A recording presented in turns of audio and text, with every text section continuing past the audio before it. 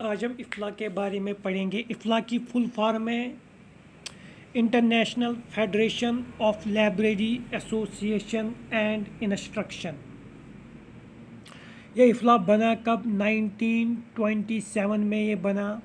कहाँ पे बना? ये बना था एडिनबर्ग, स्कॉटलैंड में। इसका हेड क्वार्टर कहाँ पे है इस वक्त? इसका हेड क्वार्टर इस वक्त नीदरलैंड में है। इसका 75th बर्थडे कब मनाया गया?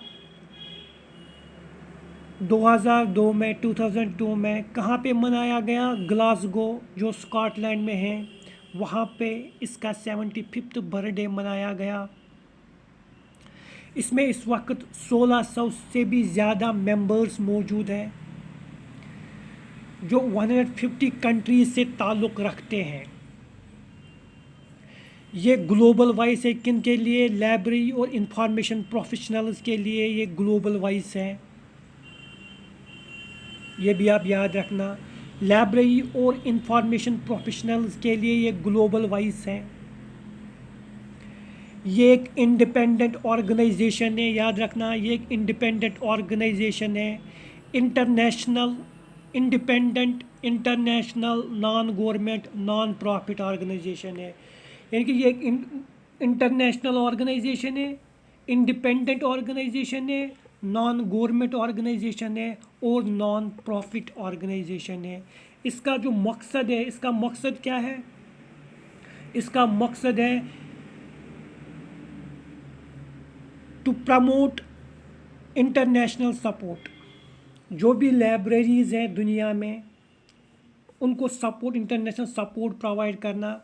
इंफॉर्मेशन एक्सचेंज इसका एक और मकसद है। एजुकेशन प्रोवाइड करना, इसका एक और मकसद है। रिसर्च प्रोवाइड करना एक और मकसद है। और ये एजुकेशन, ये इंफॉर्मेशन एक्सचेंज, ये इंटरनेशनल सपोर्ट, ये डेवलपमेंट, ये किसके स्कोप के अंडर आता है? लाइब्रेरी और इंफॉर्मेशन सर्विस सेक्टर के अंदर ये आता है, क्योंकि इफ़्ला इसी के साथ लाइब्रेरीज़ के साथ ही रिलेट है। तो इसका एम क्या है? तो इसका एम है एजुकेशन, इंटरनेशनल सपोर्ट प्रोवाइड करना, इंफॉर्मेशन एक्सचेंज करना, एजुकेशन देना, रिसर्च पे काम करना, डेवलपमेंट करना। किस सेक्टर में? लाइब्रेरी और इंफॉर्मेशन सेक्टर में। ठीक। इसका कोर एम, मेन मकसद क्या है? लोगों को एक्सेस टू इंफॉर्मेशन देना, लोगों को इंफॉर्मेशन तक रसाई देना, लोग इंफॉर्मेशन इजीली हासिल कर सके। इसका मेन एम इफ़्ला का यही है। ठीक। अच्छा, इसकी गवर्निंग बॉडी कौन सी है?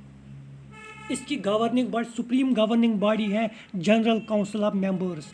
जनरल काउंसिल ऑफ मेंबर्स इसकी सुप्रीम गवर्निंग बॉडी है। और ये general council of members choose कौन करता है? ये चूज़ करता है voting delegates of voting members इस गवर्निंग बॉडी को चूज़ करता है। ठीक। अब इसके कोर एक्टिविटीज़ में क्या क्या आ जाता है? इसके कोर एक्टिविटीज़ में डेवलपमेंट ऑफ लाइब्रेरीज, लाइब्रेरी की development, preservation and conservation of information, UNIMARC, ये इसकी कोर एक्टिविटीज़, इफ़्ला के कोर एक्टिविटीज़ में आ जाता है।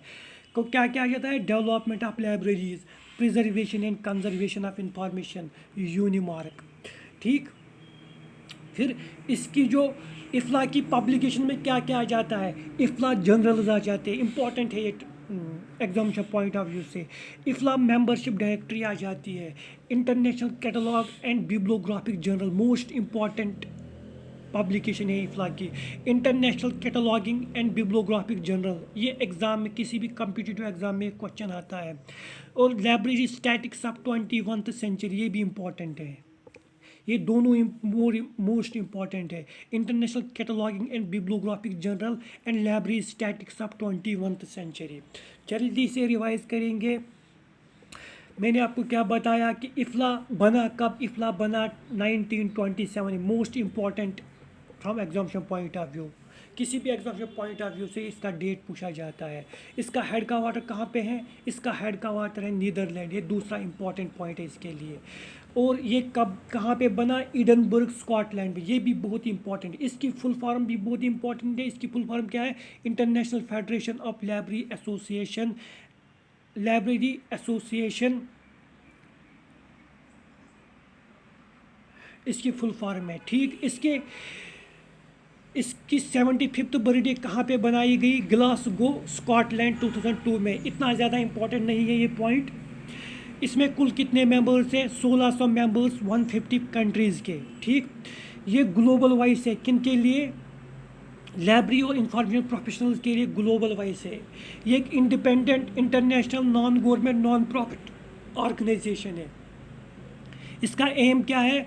Promote international support, information exchange, education, research, development within the library of information service sector. Core aim क्या है इसका? Freedom of access to information. Most important point. इसकी सुप्रीम गवर्निंग बॉडी कौन सी है? General council of members. इसको choose कौन करता है? Delegates of voting members. ठीक, इसके इफ्ला की कोर एक्टिविटीज़ में क्या क्या आ जाता है? लाइब्रेरी को डेवलप करना, प्रिजर्वेशन और कंजर्वेशन ऑफ इंफॉर्मेशन या लाइब्रेरी रिसोर्सेज, ये भी मोस्ट इम्पॉर्टेंट कोर एक्टिविटी है इसकी। और यूनिमार्क, ये भी इसकी एक कोर एक्टिविटी है। फिर इसकी जो पब्लिकेशन है, मोस्ट इम्पॉर्टेंट पॉइंट है। IFLA journal, IFLA membership directory, international cataloguing and bibliographic journal. बहुत ही इंपॉर्टेंट है, बहुत इंपॉर्टेंट है। International cataloguing and bibliographic journal, library statics for 21वीं सेंचुरी।